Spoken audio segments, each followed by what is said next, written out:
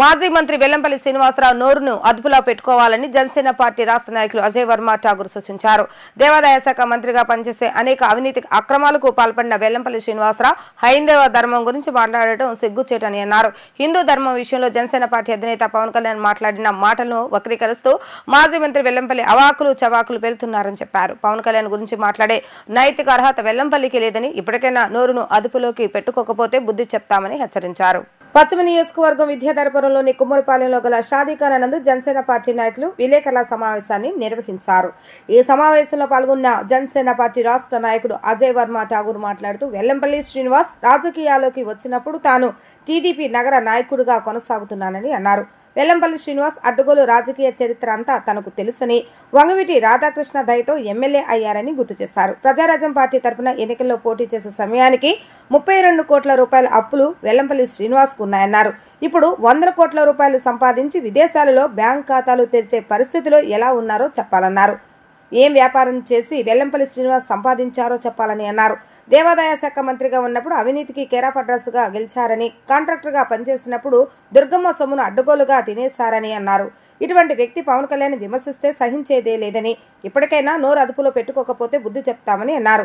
Janasena party NRI wing నాయకురాలు పశ్చిమ నియోజకవర్గానికి సంబంధించి మాజీ మంత్రి వెల్లంపల్లి శ్రీనివాస్ గారు మొన్న మా అధినేత పవన్ కళ్యాణ్ గారి గురించి అవాకులు చవాకులు పేలుతూ దీక్షల గురించి, హిందూ ధర్మం గురించి, వాటి గురించి మాట్లాడుతూ ఎగతాళిగా మాట్లాడటం జరిగింది. నేను వెల్లంపల్లి శ్రీను గారిని కొన్ని ప్రశ్నలు అడగదలుచుకున్నాను. ఎందుకంటే ఆయన రాజకీయాల్లోకి ప్రవేశం చేసినప్పుడు నేను విజయవాడ తెలుగుదేశం యూత్ ప్రెసిడెంట్గా ఉన్నాను. ప్రజారాజ్యం పార్టీ కోసం, మా చిరంజీవి గారి కోసం నేను రిజైన్ చేసి ఆ రోజున పార్టీలో జాయిన్ అవ్వడం జరిగింది. జాయిన్ అయిన తర్వాత పశ్చిమ నియోజకవర్గంలో వెల్లంపల్లి శ్రీనుకు సీటు లేదు. ఆ రోజున లేని పక్షంలో వంగవీటి రాధాబాబు గారు దరిసి వాసు గారికి సీటు కేటాయించడానికి మాట్లాడటం జరిగింది. దరిసి వాసు గారిని మభ్యపెట్టి వెల్లంపల్లి శ్రీను అనే వ్యక్తి ఫైనాన్షియల్గా స్ట్రాంగ్గా ఉన్నారు, నేను వీక్గా ఉన్నాను, నేను ముందుకు వెళ్ళలేననే ఉద్దేశంతో దరిసి వాసు గారి ప్రోద్బలంతో, రాధాబాబు గారి దయతో ఆ రోజున వెల్లంపల్లి శ్రీను గారికి సీట్ ఇవ్వడం జరిగింది. ఎందుకంటే ఇది సుదీర్ఘంగా చెప్పాలి, మీ అందరికీ తెలియాలి, ప్రజలందరికీ తెలియాలి. ఆ రోజున వెల్లంపల్లి శ్రీను గారి ఆస్తి విలువ 32 కోట్లు అప్పుల్లో వెల్లంపల్లి శ్రీను గారు దివాలా తీసి ఆ రోజున ఐపీ పెట్టాల్సిన పరిస్థితిలో ఉన్నారు. ఇవాళ స్విస్ బ్యాంకులో అకౌంట్ ఓపెన్ చేశారని చెప్పి నాకు తెలుస్తూ ఉంది. అంటే నేను కన్ఫర్మ్ చేసి చెప్పలేకపోతున్నాను, సబ్జెక్ట్ కరెక్షన్. అంటే వందల వేల కోట్ల రూపాయలు సంపాదించారు.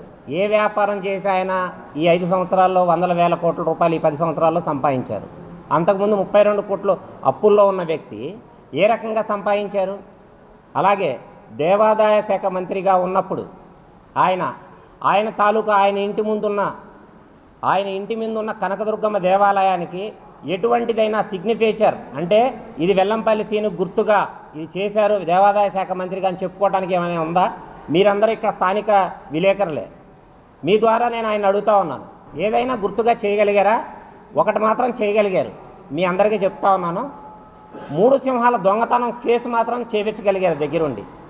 ఎందుకంటే ఆ రోజున మేము ఆ దొంగతనం జరిగిందని అడుగుతానికి వెళ్తే మా మీద కేసులు పెట్టారు తప్ప ఎవరైతే దొంగలు ఉన్నారో వాళ్ళని పట్టుకొని అది రికవరీ మాత్రం చేపించలేపారు దేవాదాయ శాఖ మంత్రిగా ఉండి. ఆయన ఇంటి ముందున్న దేవాలయంలో దొంగతనం జరిగితే ఎన్ని కాంట్రాక్టులు, ఎంత సంపాదించావు దేవాదాయంలో, వాళ్ళ లైఫ్ స్టైల్ ఎంత ఉందో నేను పూసగుర్చి చెప్పగలను. గతంలో ఇదే కనకదుర్గమ్మ దేవాలయంలో కూల్ డ్రింక్ షాపు రూపాయి తక్కువకు అమ్ముతాను కూల్ డ్రింక్ అని చెప్పి ఫ్రీగా రెంట్ లేకుండా కూల్ డ్రింక్ షాప్ తీసుకున్న వ్యక్తి వెల్లంపల్లి శ్రీనివాస్.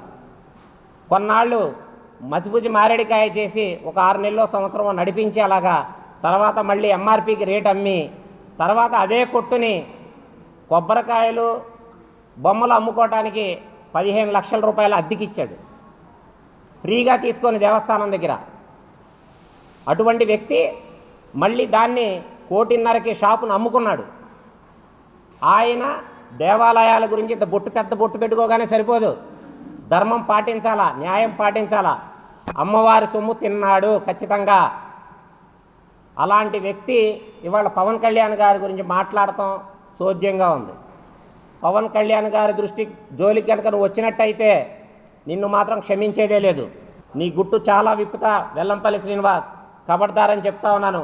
ఇంకొకసారి అవాకులు చవాకులు పేలితే ఊరుకునే ప్రసక్తే లేదు.